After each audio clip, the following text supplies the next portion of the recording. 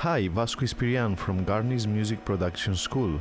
Today I'm going to show you what an ALC file is. ALC stands for Ableton Live Clip, a very important feature from Ableton and probably one of the least used. Let's say I'm working with this sound.